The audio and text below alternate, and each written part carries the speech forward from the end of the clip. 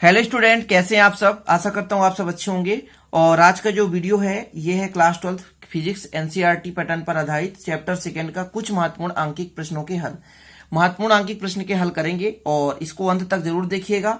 जितने भी कराएंगे महत्वपूर्ण कराएंगे, ठीक है। और लगभग 4 से 5 आज के इस वीडियो में कराएंगे, ठीक है। थोड़ा सा लंबा वीडियो रहेगा लेकिन पूरा अंत तक देखोगे तभी समझ में आएगा, ठीक है। तो चलिए शुरू करते हैं और देखते हैं आज का पहला क्वेश्चन। पहला क्वेश्चन देखिए, 1 माइक्रोफैरड, 2 माइक्रोफैरड और 3 माइक्रोफैरड धारिता के 3 संधारित्र श्रेणी क्रम में और समांतर क्रम में संयोजित किए जाते हैं, तो प्रत्येक स्थिति में तुल्य धारिता की गणना कीजिए। पहला क्वेश्चन इजी से लेकर चल रहे हैं। तो देखिए आपको हल करना है, तो जो भी दिया है उसको लिख लेते हैं। तो दिया है 3 संधारित्र की धारिता, ठीक है। मतलब C1 का मान देके रखा है 1 माइक्रोफैरड, ठीक है। और C2 का मान देके रखा है 2 माइक्रोफैरड, ठीक है। और C3 का मान देके रखा है 3 माइक्रोफैरड, इतना देके रखा है। तो अपन को पहला नंबर श्रेणी क्रम के लिए निकालना है, ठीक है ना। तो पहला नंबर निकाल लेते हैं श्रेणी क्रम संयोजन के लिए। इसके लिए श्रेणी क्रम संयोजन के लिए या श्रेणी क्रम संयोजन में क्या होता है फार्मूला। श्रेणी क्रम के लिए 1/c इक्वल होता है 1/c1 प्लस 3 है तो 1/c2 प्लस 1/c3। 3 के लिए C1 C2 C3 कर दिए, क्लियर है। तो 1/c हो गया। C1 का मान है 1/1, धन C2 का मान है 1/2 और धन C3 का मान है 1/3। क्लियर ना। यहां पर आप ध्यान दीजिएगा, 3, 2 और 1 का एलसीएम होता है 6, ठीक है। तो यहाँ पर 1 का 6 से भाग देंगे तो 6 ही आएगा, तो 6 1 कम 6 हो जाएगा। फिर 2 का भाग देंगे तो 3 आए, 3 का ऊपर तो 3 1 कम 3 हो जाएगा। 3 का भाग देंगे 2 आएगा, 2 ऊपर ले जाएंगे तो ये हो गया, ठीक है ना। तो कितना हो जाएगा 6 3 9 और 9 2 11। तो 11 बटा जो आपका 6 है वो 1/c का मान है। तो यदि मैं आपसे कहूं C का मान कितना हो जाएगा, तो इसको अपोजिट कर दो तो 6/11 हो जाएगा। और ये आपका आ गया माइक्रोफैरड में धारिता। श्रेणी क्रम का आ चुका है। अब हमको निकालना है समांतर क्रम का। किसका निकालना है? दूसरा समांतर क्रम में। समांतर क्रम में करते क्या है, C बराबर होता है C1 plus C2 plus C3। तीनों को जोड़ देते हैं बस, और कुछ नहीं।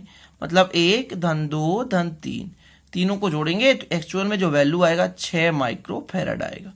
ये आपका आ गया बिल्कुल आंसर, ठीक है ना। तो बहुत ही इजी था पहला क्वेश्चन। हमने क्या किया, श्रेणी क्रम संयोजन निकाला और समांतर क्रम संयोजन निकाला, फार्मूले पर वैल्यू रख दिए, आंसर आ गया। तो चलिए देखते हैं अब दूसरा क्वेश्चन। दूसरा क्वेश्चन देके रखा है, प्रत्येक 3 माइक्रोफैरड धारिता के 3 संधारित्रों को किस प्रकार संयोजित किया जाए कि तुल्य धारिता 9 माइक्रोफैरड है। मतलब आपके पास 3 है, ठीक है ना। 3 संधारित्र हैं जिनकी धारिताएं तीनों की बराबर है, 3 माइक्रोफैरड है, ठीक है। तो अपन क्या करेंगे, पहले में 9 माइक्रोफैरड लाना है। कितना लाना है? 9 माइक्रोफैरड। यदि 3 को 3 बार जोड़ दिया जाए, 3 को 3 बार जोड़ दिया जाए, मतलब C1 plus C2 plus C3, तो 9 आ जाएगा ना, क्योंकि 3 धन 3 धन 3 आएगा तो 9 आएगा। तो मतलब पहला जो स्थिति है वो किस क्रम में जोड़ेंगे? समांतर क्रम में जोड़ेंगे, ठीक है ना। तो चूंकि यहां पर हल कर रहे हैं तो दिया कितना है, 3 संधारित्र है ना। तो दिया है C1 बराबर भी 3 माइक्रोफैरड, ठीक है। C2 बराबर भी 3 माइक्रोफैरड और C3 बराबर भी 3 माइक्रोफैरड। ये वैल्यू देके रखा है। अब हमको करना क्या है, पहला जो स्थित है, पहला लाना है 9 माइक्रोफैरड। तो मैंने क्या कहा, 3 धन 3 धन 3, 3 धन 3 धन 3, मतलब 3 3 3 कितना हो जाएगा 9। तो तीनों को अपन समांतर क्रम में जोड़ देंगे। तो तीनों संधारित्रों को समांतर क्रम में जोड़ने पर करते हैं, तीनों संधारित्रों को किस क्रम में? समांतर क्रम में जोड़ने पर, ठीक है। देखिए डायरेक्ट आप डायग्राम यहां पर बना सकते हैं। ये आपके पास एक संधारित्र, ये दूसरा है, ये तीसरा है, ये हो जाएगा ये,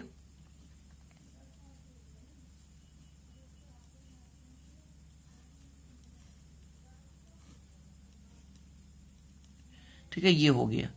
तो इनका सभी का संबंध एक बिंदु से यहां पर है ना इनका। तो ये सभी के सभी किस क्रम में जुड़े हुए हैं? तो ये समांतर क्रम में जुड़े हुए हैं। यहां पर कह सकता हूं ये C1 है, ये C2 है और ये C3 है। तो तीनों समांतर क्रम में है।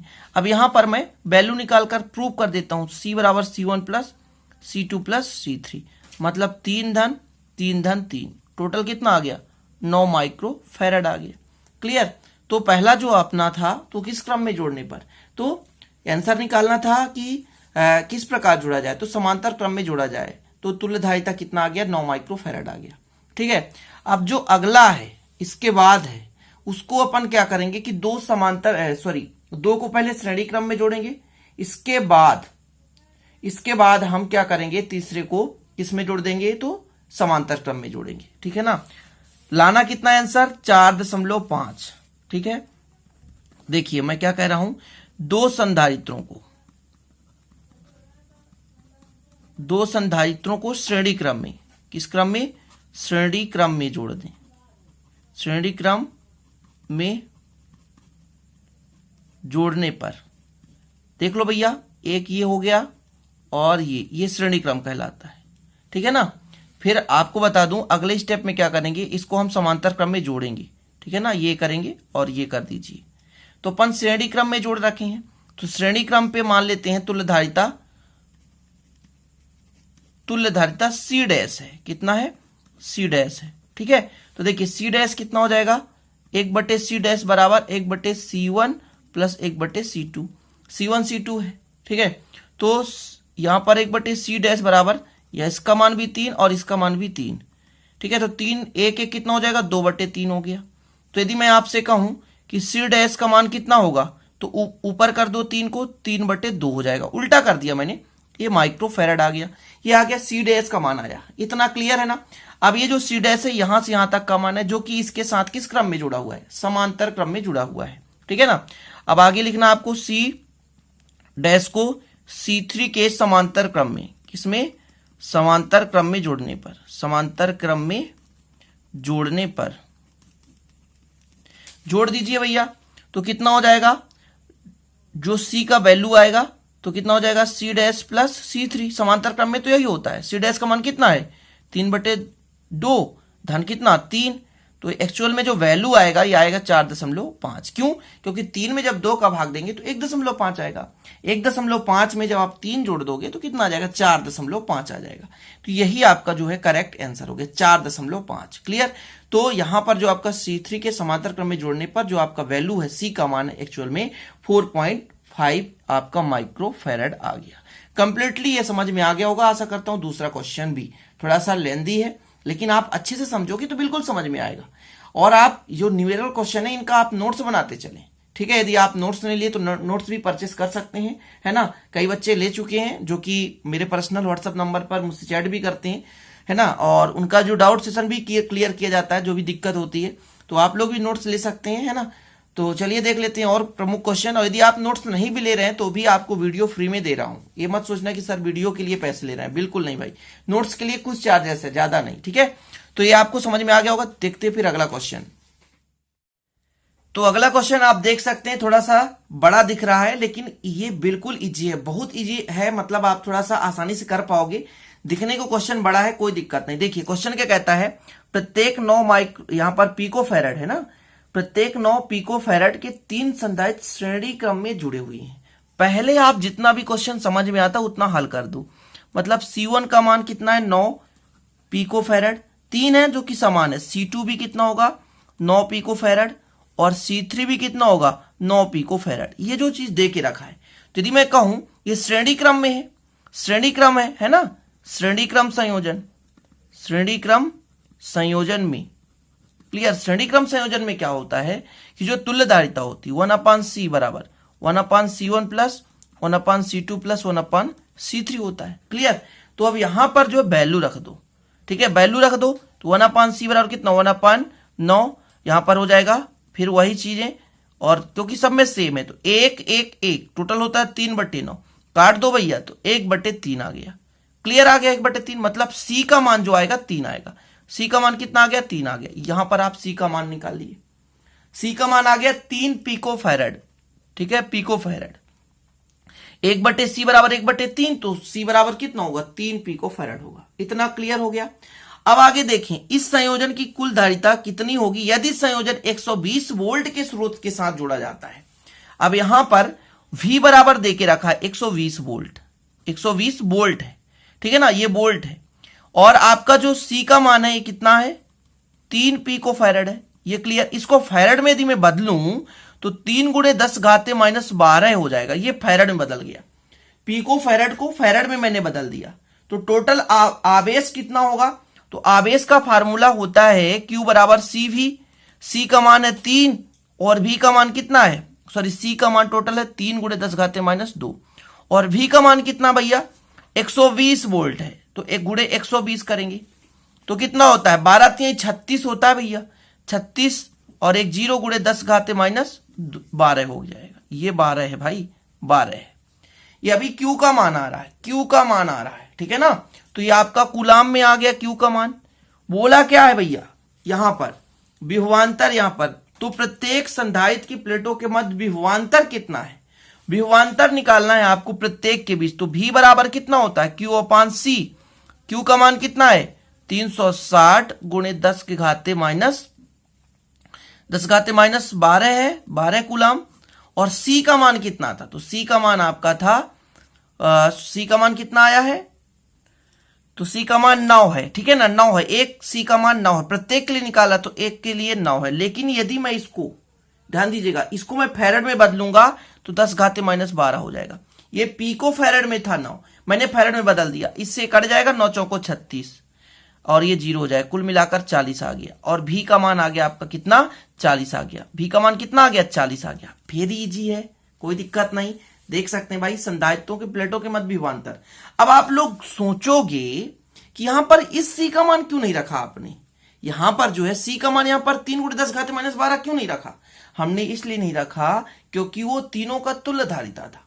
अब यहां पर ये सिंगल के लिए कर रहा, सिंगल के लिए 9 पिको फैरड है। जब हमने पिको फैरड में को फैरड में बदला तो 10 घाते -12 का गुणा हो गया। इतना क्लियर, आशा करता हूं बन जाएगा भाई। अच्छे से समझो, बेसिक से समझो, बिल्कुल इजी है, कोई दिक्कत नहीं। इस क्वेश्चन में 3 क्वेश्चन है, ध्यान दीजिए। A और B के बीच तुल्य धारिता निकालना है। 3 क्वेश्चन देख सकते हैं आप, तीनों में से हमको तुल्य धारिता निकालना है। जैसे यहां A और B के बीच तुल्य धारिता, यहां पर A और B के बीच तुल्य धारिता, यहां पर A और B के बीच तुल्य धारिता। क्लियर, कितना समझ गए। अब इसको थोड़ा सा समझना जरूरी है, बड़े बेसिक के साथ समझोगे आप तभी समझ में आएगा। चलिए तो पहला नंबर हल करते हैं, ठीक है। पहले का हल करते हैं। तो यहां पर ध्यान ये देना है कि ये क्रम 1 2 3 4 है टोटल। अब यहां पर समझना ये है कि किस क्रम में है, किस क्रम में है, ठीक है ना। ये चीजें आपको समझना जरूरी है। तो पहले यदि इन दोनों को देखा जाए, तो ये दोनों को देखा जाए तो ये समांतर क्रम है। तो पहले नंबर में 2 माइक्रोफैरड के 2 धारिता, 2 माइक्रोफैरड धारिता के 2 संधारित्र, 2 संधारित्र किस क्रम में जुड़े हुए हैं, समांतर क्रम में जुड़े हुए हैं, समांतर क्रम में जुड़े हैं, ठीक है। किस क्रम में जुड़े हुए हैं, समांतर क्रम में जुड़े हुए हैं। तब इनका जो धारिता होगा C डैश बराबर C1 + C2 होगा, ठीक है ना। तो C डैश बराबर 2 + 2 बराबर कितना हो जाएगा 4 हो जाएगा, 4 माइक्रोफैरड हो गया। ये केवल किसके लिए, इसके और इसके लिए हो गया, क्योंकि ये दोनों किस क्रम में जुड़े हुए हैं, तो समांतर क्रम में जुड़े हुए हैं। तो समांतर क्रम के लिए कितना हो गया 4 माइक्रोफैरड हो गया। तो अब ये इसका टोटल आ गया ये पूरा। अब इसके साथ और इसके साथ ये दोनों यदि किस क्रम में जुड़ा हो तो श्रेणी क्रम में जुड़ा हुआ है।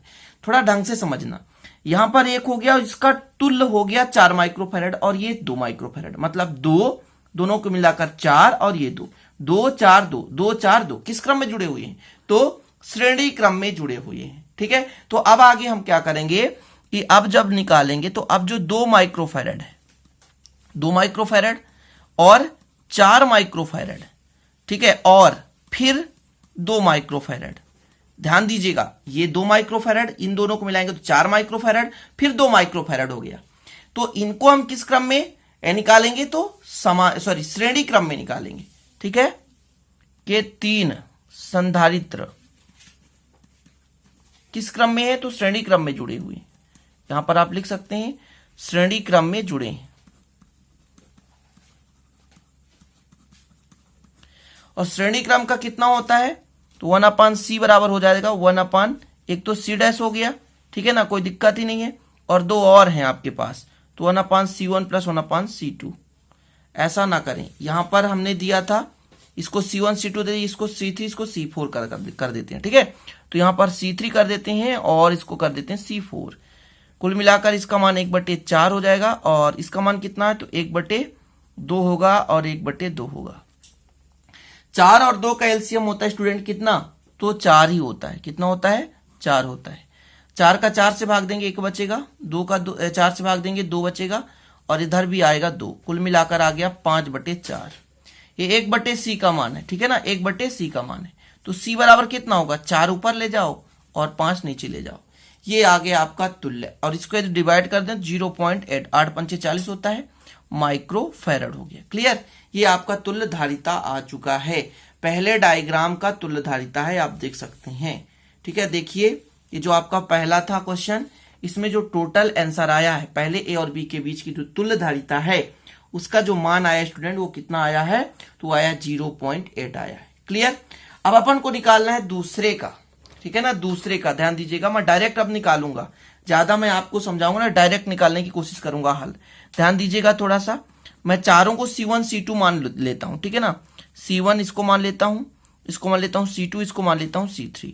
तो जो C1 बराबर भी कितना है 2 माइक्रोफैरड, C2 बराबर भी कितना है 2 माइक्रोफैरड, C3 बराबर 2 माइक्रोफैरड है। अब ये और ये क्रम से जुड़े हुए हैं, ये श्रेणी क्रम में, तो C1 C2 C3 श्रेणी क्रम में जुड़े हुए हैं। तो डायरेक्ट निकाल रहा हूं, C डैश बराबर 1/C1 plus 1/C2 plus 1/C3। ये श्रेणी क्रम में है, लगातार एक दूसरे से जुड़े हुए हैं, इसलिए मैं ऐसा कर रहा हूं। C1 है ना भैया, ये तो 1/2 धन 1/2 धन 1/2, मतलब 1 कितना हो जाएगा 3/2। क्लियर, तो 1/C डैश है, तो C डैश का मान कितना आ जाएगा 2/3 आ गया। अब ये जो है, ये जो तीनों हैं इसके समांतर क्रम में जुड़े हुए हैं, क्योंकि समांतर क्रम का आप कंडीशन जानते होंगे कि प्रत्येक संधारित्र का एक सिरा एक बिंदु से और दूसरे सिरे दूसरे बिंदु से संबंधित होते हैं। समझ रहे हैं ना, तो ये जैसे इसका एक सिरा है यहां से और इन तीनों का एक सिरा यहां से, इसका दूसरा सिरा बी से, तो इन तीनों का दूसरा सिरा बी से, तो ये समांतर क्रम का पहचान है। ठीक है ना, तो दूसरा क्या है, समांतर क्रम में जुड़ा हुआ है। तो डायरेक्ट अपन टोटल जो C निकालेंगे तो C आपका ये था और C4 कर देंगे, यानी 2/3 और धन 4 हो जाएगा। 4 3 कितना होता है 12 होता है, 12 2 कितना हो जाएगा 14, 14 बटे कितना हो जाएगा, सॉरी यहां पर देखा जाए ये 2 था, सॉरी 3 दूनी 6 2 8/3। ये आंसर आ गया। माइक्रोफैरड में कर दीजिए, ये माइक्रोफैरड में है ना, माइक्रोफैरड में। क्लियर, तो ये हो गया आपका दूसरा क्वेश्चन। अब तीसरा जो क्वेश्चन है ये आपको स्वयं करना है, ध्यान दीजिएगा। तीसरा जो क्वेश्चन है, केवल ये तीनों के तीनों समांतर क्रम में जुड़े हुए हैं। ठीक है ना, तीनों के तीनों समांतर क्रम में जुड़े हैं, मैं आपसे कह रहा हूं तीनों के तीनों समांतर क्रम में जुड़े। जैसे देखिए यहां पर A और यहां पर B है, इसकी बात कर रहा हूं मैं, इसकी बात कर रहा हूं ना, इसकी बात कर रहा हूं, इसकी बात कर रहा हूं, ध्यान दीजिए। तो ये एक सिरा A से जुड़ा हुआ है, A से जुड़ा हुआ है, दूसरा यहां से जाओ तो ये B से जुड़ा हुआ है, ऐसा कर दिया आपने। अब मैं इसकी बात कर रहा हूं, इसकी, तो एक सिरा यहां से ले जाओ तो A से जुड़ा हुआ है, जी हां। इसके बाद दूसरा सिरा आप देखें, एक सिरा जुड़ा हुआ है, ये सिरा एक A से जुड़ा हुआ, दूसरा सिरा ये B से जुड़ा हुआ है, चलो ये भी जुड़ा गया। तीसरे की बात की जाए तो इसका एक सिरा B से जुड़ा हुआ है और एक सिरा यहां से ले जाओ तो ये A से जुड़ा हुआ है। तो किस क्रम में है ये, समांतर क्रम में, और समांतर क्रम में तीनों को जोड़ दो, समांतर क्रम में तीनों को जोड़ दो, C1 plus C2 plus C3। Direct कर रहा हूं भाई, अब आप लोग इतना सक्षम और समझदार हो, इतने क्वेश्चन मैंने करा दी। इसके पहले भी मैंने 1-2 वीडियो अपलोड की इस चैप्टर के न्यूमेरिकल के, तो आप लोग उसे भी देख लेना। तो ये करेक्ट आंसर आ गया। ठीक है, ये तीनों के तीनों किस क्रम में जुड़े थे, समांतर क्रम में जुड़े थे। थोड़ा सा दिखने को टफ लगता है लेकिन इजी है। ठीक है, तो चलते हैं, फिर मिलते हैं अगले वीडियो में नए टॉपिक के साथ। तब तक के लिए जय हिंद, वंदे मातरम।